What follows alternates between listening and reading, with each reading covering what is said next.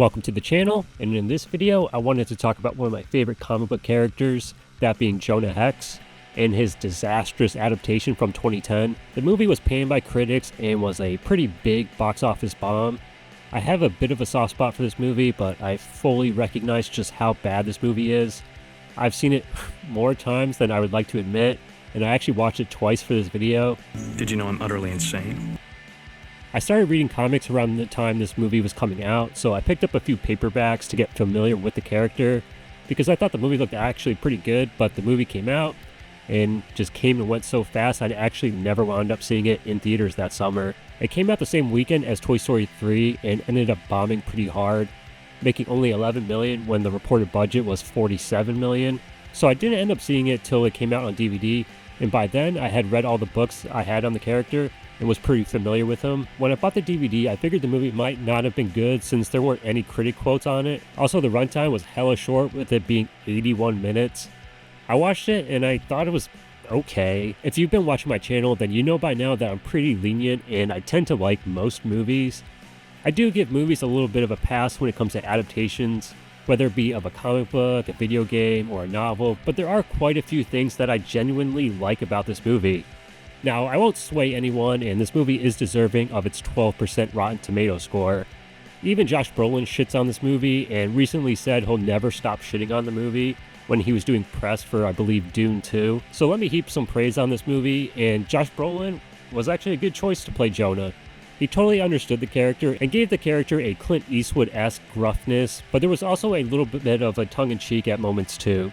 Eastwood's movie High Plains Drifter was also an inspiration for Brolin. He also really looks the part with his trademark facial scar. Brolin was really the driving force behind the movie and was largely responsible for its pretty stellar cast. John Malkovich plays Quentin Turnbull, and he's Jonah Hex's arch-enemy from the comic books. And he could play this role in his sleep, but he's still good and looks pretty spot on as well. Michael Fassbender plays his right-hand henchman. He was an original character for the film, and he's like an unhinged Irish dude that Fassbender based off Malcolm McDowell's character in Clockwork Orange. Michael Shannon is in a blink and you'll miss it role. He has like 2 lines and his part ended up being cut out of the movie. Jeffrey Dean Morgan, Lance Reddick, Will Arnett, John Gallagher Jr., and Wes Bentley all have small appearances in this movie. I'll mention Megan Fox now, and she's not terrible, but she doesn't really bring any gravitas at the same time either.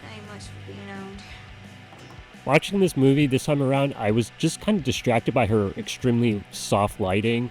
Like, she appears angelic in scenes because they'll cut back to Brolin, who can't be lit softly or else you'll lose the detail of his scars. I don't know, it's just some weird tidbit I wanted to mention. Another positive that I wanted to mention was Mastodon's score. I wish it was in the movie a bit more, and apparently they had to record it twice because of the reshoots. I like when movies have a band or artist work on the score, like Queen with Flash Gordon, Daft Punk with Tron Legacy, Nick Cave with The Proposition, and Wayne Chung with To Live and Die in LA. And well, I could just keep going on and on, but now I'll get to some of my negatives with the film. The plot is pretty fucking thin. Quentin Turnbull was a Confederate leader during the Civil War, and now he's just hell-bent on destroying the country. So he hijacks a cannon that fires these like Dragon Balls that explode, and the president knows only one man that can stop him, and that's Jonah motherfucking Hex. They don't really go into Jonah's backstory other than he betrayed Turnbull and the Confederacy. So Turnbull kills his wife and his son and leaves Jonah with a facial scar to remind him. Jonah then becomes a bounty hunter, and he can talk to the dead because I would assume it would just allow them to speed through the plot of this movie. I'm pretty sure that was just made up for this film because all the stuff that I read were more just your standard like Wild West type of stories. The action scenes are pretty bland, and I think a lot of that has to do with the fact that this movie felt like it was originally going to be R-rated. Then Warner Brothers got cold feet and decided against that. Another factor as to why this movie doesn't have any dynamic action scenes, particularly in the second and third acts, is because they reshot a lot of this movie, turning the movie into a jumbled mess. That being said, the opening action scene is kind of fun, with Hex's Gatling guns mowing down a few people despite it being completely bloodless. Then I like the scene where Turnbull and his gang rob a train and then blow it up. Then it feels like we get into the territory of studio meddling, mixed with an incompetent director. Brolin has said in interviews that the director Jimmy Hayward, whose background was in animation and hadn't directed a live-action film before, and they were in a rush to make the movie, and Brolin liked his enthusiasm and their shared passion for skateboarding. The film had pretty extensive reshoots, and Hayward was replaced by Francis Lawrence, who directed 2005's Constantine and I Am Legend up to that point. What really interested me about the making of this movie was when Brolin was asked about how he felt about the film years later, and he said that when they did reshoots, they shot 66 pages in 12 days, which is fucking crazy. An early fact that I learned in my first film course was that the basic math for a screenplay is that one page amounts to a minute of screen time. So they shot an hour of new footage for the movie in 2 work weeks. It must not have helped the film because when Warner Brothers tested it, it didn't score well, so they cut the movie themselves, and the runtime for this movie turned out to be 80 minutes with credits. So it barely made it to feature length, and so a lot of this film was just left on the cutting room floor because you had all the footage from the original shoot, then an additional hour's worth of footage from the reshoots. What you end up getting is a very truncated movie at the end of the day. I hope someday we learn more about where the story was initially going to go, and where it was going to go after the reshoots before the studio took over the movie. I bought this Blu-ray a few years after I bought the DVD because it came with exclusive features, and one of them was a cool history of the character. It's pretty brief with it being a little over 10 minutes, but it's still really informative.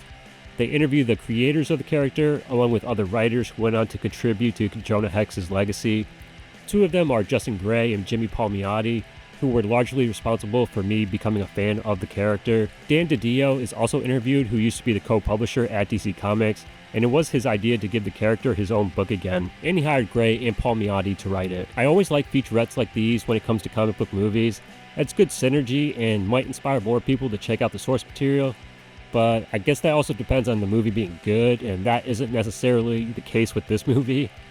I'm probably one of like 10 people who owns this Blu-ray, and if anyone else owns this or even likes this movie, please let me know in the comments. I also bought a couple of the action figures that were produced for this movie. They were really marked down at my local Newberry Comics when I lived in Massachusetts. The likeness on them is actually pretty good, and also how many figures can you say are there of John Malkovich?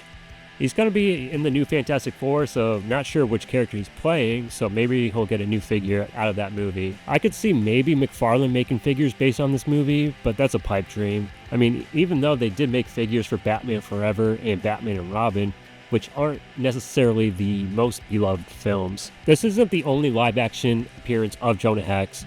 He did go on to appear in the Legends of Tomorrow TV show, and since then, the character has been pretty dormant. Not just in live action, but in the comics as well. I think in general, westerns are a tough sell, whether it's in print or on the big screen. I'm not sure if James Gunn is a fan of the character, but I hope he includes the character in some capacity in this new DC universe going forward. But I'll see you guys in the next video, and until then, have a movie time. Hey, Hex, what happened to your face?